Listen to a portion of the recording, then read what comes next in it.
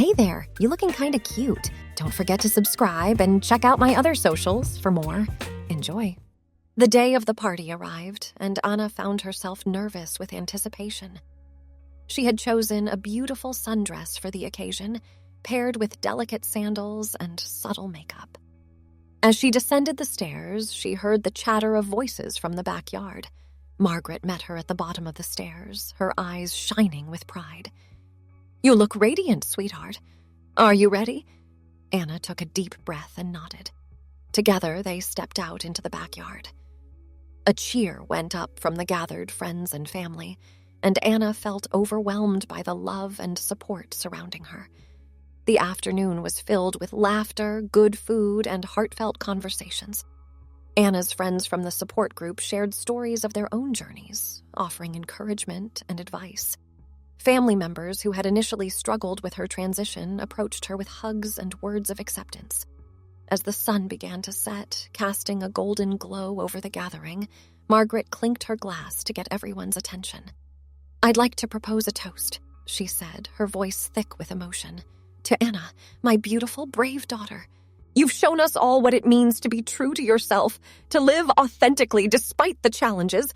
I am so incredibly proud of you, and I know that Emma and your father would be too." Tears flowed freely as glasses were raised.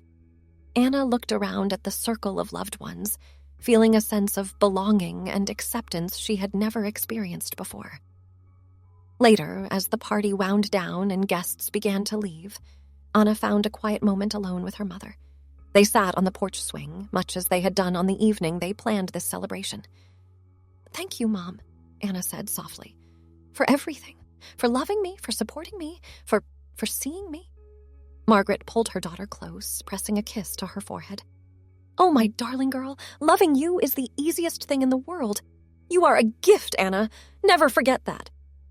As they sat together, watching the fireflies dance in the gathering dusk, Anna felt a profound sense of peace. The journey wasn't over. There would always be new challenges to face, new horizons to explore. But she knew that whatever lay ahead, she had the strength to face it.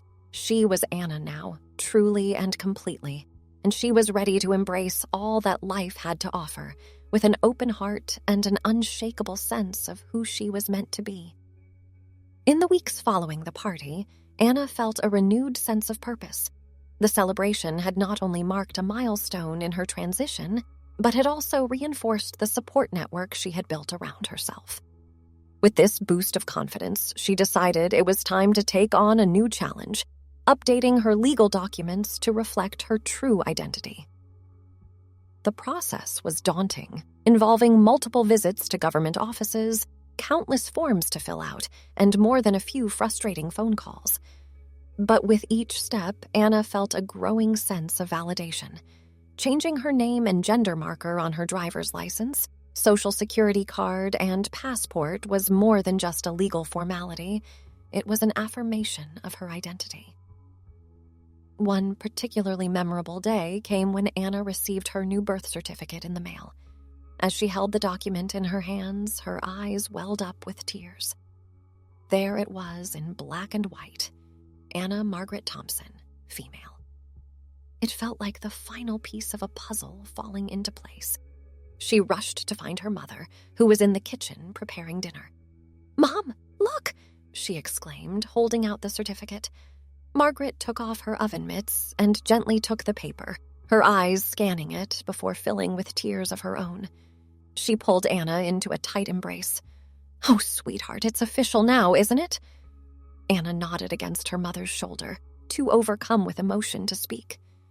They stood like that for a long moment, both crying happy tears, the scent of Margaret's famous lasagna filling the air around them. As they pulled apart, Margaret cupped Anna's face in her hands. "I am so proud of you, my beautiful daughter.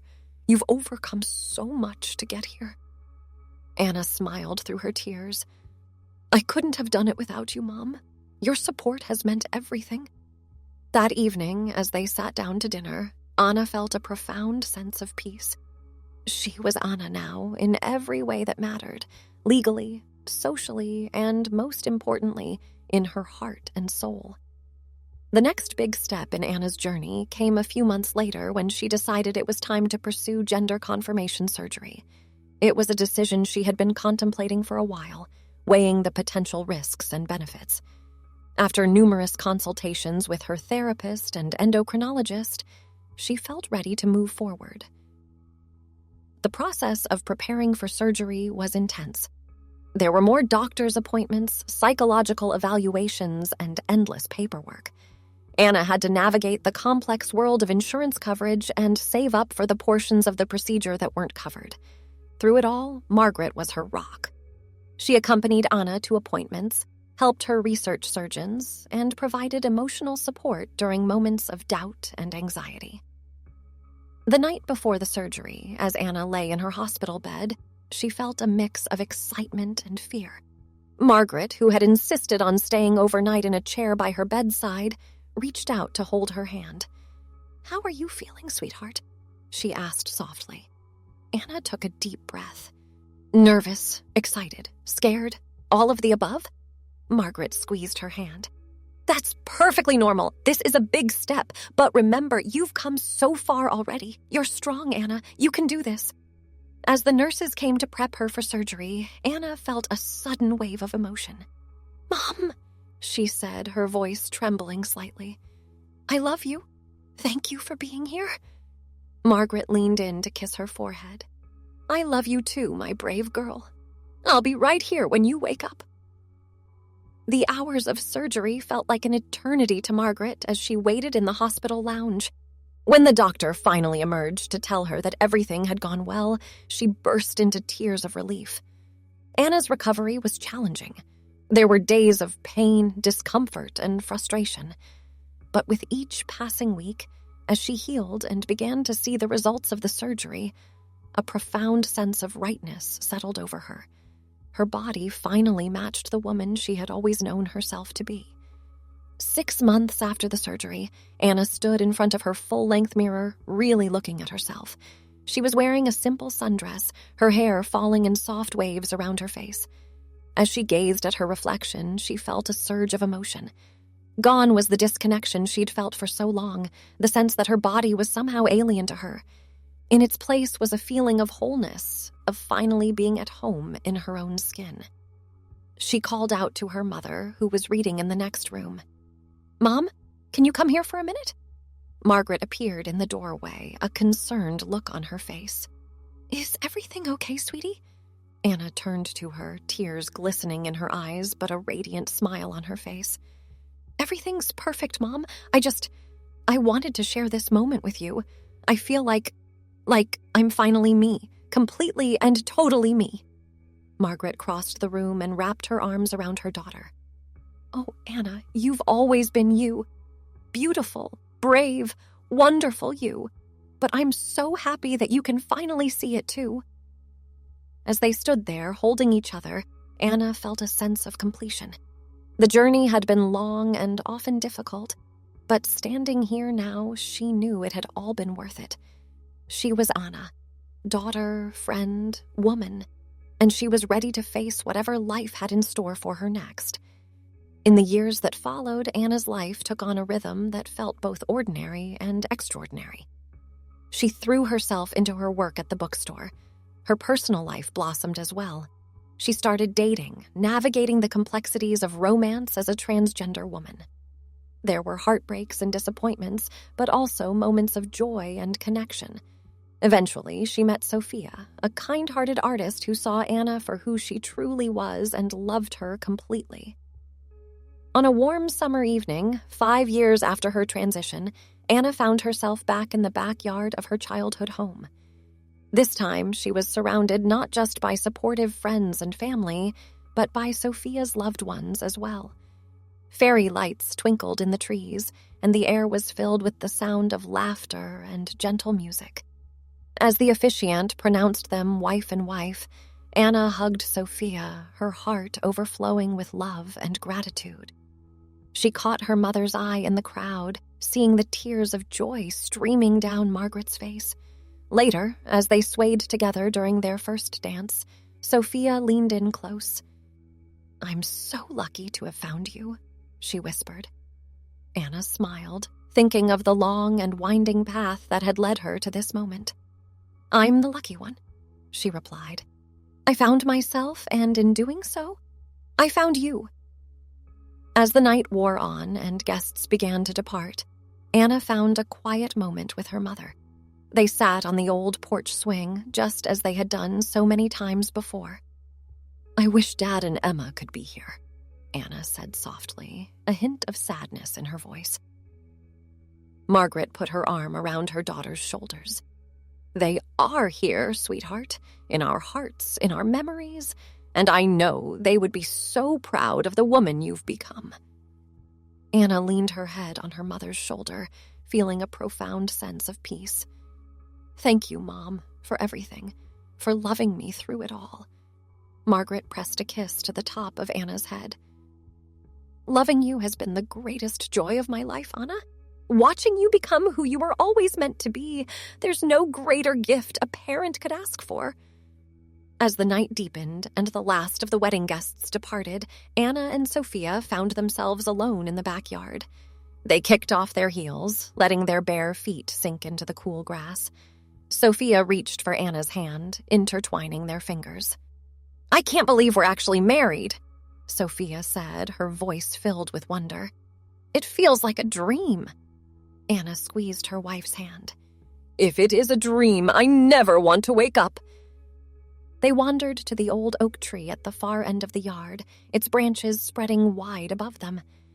Anna ran her free hand along the rough bark, remembering countless childhood afternoons spent climbing its sturdy limbs. You know, she said softly, Emma and I used to pretend this tree was a castle. We'd spend hours up there imagining we were princesses defending our kingdom. Sophia leaned against her, offering silent support. She knew how much Anna still missed her sister, especially on days like this. I bet you made a fierce princess, Sophia said, a smile in her voice. Anna chuckled. Oh, I was. I had a stick for a sword and everything. They stood in comfortable silence for a moment, listening to the night sounds around them, the chirp of crickets, the rustle of leaves in the gentle breeze. Anna, Sophia said suddenly, turning to face her wife, I want you to know, I see you, all of you, your strength, your kindness, your journey, and I fall in love with you more every day. Tears welled up in Anna's eyes. She cupped Sophia's face in her hands, memorizing every detail, the flecks of gold in her brown eyes, the small scar above her left eyebrow from a childhood accident, the curve of her lips. You've given me more than I ever thought possible, Anna whispered, a love I never dared to dream of. So, Mrs. Thompson Rivera, she said, using their newly hyphenated last name, shall we go defend our castle? Anna laughed, the sound bright and joyous in the quiet night. I thought you'd never ask my queen. With giggles and whispered encouragements, they kicked off their shoes and began to climb the old oak tree. It wasn't easy in their wedding dresses, but they managed, helping each other up to a wide, sturdy branch. Settled among the leaves, they looked out over the yard, the twinkling fairy lights casting a magical glow. Anna leaned back against the trunk, Sophia nestled between her legs. You know, Sophia said, her voice thoughtful, I've been thinking about our future, about maybe starting a family someday. Anna's heart skipped a beat. They had discussed children before, but always in vague, someday terms. Yeah, she said, trying to keep her voice steady. What kind of thoughts? Sophia turned slightly, looking up at her wife. I think you'd be an amazing mother, Anna, and I want to experience that with you. To raise a child together, to create a family of our own. Anna felt a lump form in her throat. The idea of motherhood was something she had pushed aside for a long time, unsure if it was even possible for her. But now, with Sophia looking at her with such love and certainty, it suddenly felt within reach. I'd like that, she said softly. I'd like that very much. They spent the next hour in the tree, talking about their hopes and dreams for the future. They discussed adoption versus surrogacy, debated potential names, and imagined what their child might be like. As the first hints of dawn began to color the sky, they carefully climbed down from their perch. Hand in hand, they walked back to the house where Margaret was waiting with cups of hot coffee and a knowing smile. "Did you two have a good night?" she asked, her eyes twinkling. Anna hugged her mother tightly. "The best, Mom. The absolute best." As they settled onto the porch swing, sipping their coffee and watching the sunrise on the first day of their married life, Anna felt a profound sense of contentment. She had come so far from the confused, grieving person she had once been. Now she was a wife, a daughter, a woman fully embracing all aspects of herself. And as she looked towards the future, bright with possibility, she knew that no matter what challenges lay ahead, she would face them with love, courage, and the unwavering support of the family she had found and created. The sun climbed higher in the sky, casting a golden glow over the backyard. Anna, Sophia, and Margaret sat in comfortable silence, each lost in their own thoughts. The events of the past 24 hours felt almost surreal, like a beautiful dream they were all afraid to wake from. As they finished their coffee, Margaret stood up with a stretch. "Well, my dears, I think it's time I started on some breakfast. You must be starving after all that dancing and tree climbing," she added with a wink. Anna felt her cheeks flush, but Sophia just laughed. "That would be wonderful, Margaret. Can we help?" "Absolutely not," Margaret insisted. "You two just relax. It's your first morning as a married couple, after all." As Margaret disappeared into the house, Anna turned to Sophia. "So, Mrs. Thompson-Rivera, what shall we do with our first day as a married couple?" Sophia's eyes sparkled with mischief. "Well, I do believe we have a honeymoon to pack for. But first..." She leaned in, capturing Anna's in a deep hug. When they finally parted, both slightly breathless, Anna rested her forehead against Sophia's. "I love you," she whispered. "I love you too," Sophia replied. "More than I ever thought possible." They spent the next hour on the porch swing, talking softly about everything and nothing. The conversation drifted from their wedding highlights to their upcoming honeymoon in Italy, and eventually circled back to their discussion from the night before. "Anna," Sophia said, her voice taking on a more serious tone, "I meant what I said last night, about starting a family. I know it's a big step, and we don't have to decide anything right away, but I want you to know I'm ready whenever you are." Anna felt a flutter of excitement and nervousness in her stomach. "I've been thinking about it too," she admitted. "The idea of raising a child with you. It's scary, but in the best possible way. I think I'm ready too, or at least ready to start seriously considering it." Sophia's face lit up with a radiant smile. "Really? Oh, Anna, that makes me so happy." They spent the next few minutes discussing potential next steps, researching adoption agencies, looking into surrogacy options, considering what their timeline might look like. Their planning session was interrupted by Margaret calling them in for breakfast. The kitchen table was laden with all of Anna's favorite breakfast foods: fluffy pancakes, crispy bacon, fresh fruit, and a steaming pot of coffee. As they ate, Margaret couldn't help but notice the excited glances and whispered conversations between the newlyweds. "All right, you two," she said with a smile. "What's got you so worked up this morning?" Anna and Sophia exchanged a look, silently communicating. Anna took a deep breath. "Well, Mom, Sophia and I have been talking about starting a family." Margaret's fork clattered to her plate. For a moment, she sat in stunned silence, her eyes wide. Then, without warning, she burst into tears.